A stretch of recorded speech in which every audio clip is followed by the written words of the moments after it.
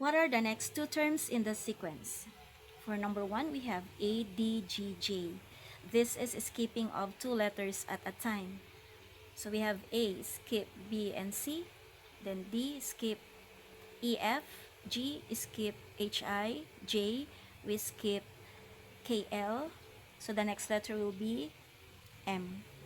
Then skip N and O. And the next letter will be P.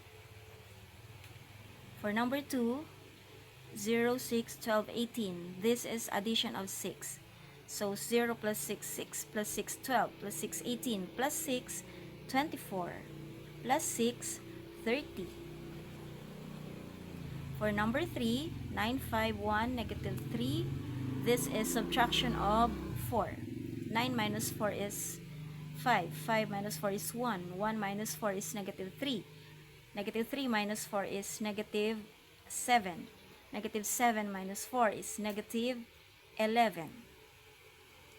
For number 4, for 8, 16, 32, this is multiplying by 2. 4 times 2 is 8. 8 times 2 equals 16. 16 times 2 equals 32.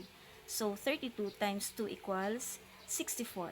And 64 times 2 is 128. For number 5, 243, 81, 27, 9. This is dividing by 3. 243 divided by 3 is 81. 81 divided by 3 is 27. 27 divided by 3 is 9. 9 divided by 3 is 3. And then 3 divided by 3 equals 1. For number 6, 7, and 8, I am challenging you to give the answers. Write your answers in the comment section. Good luck!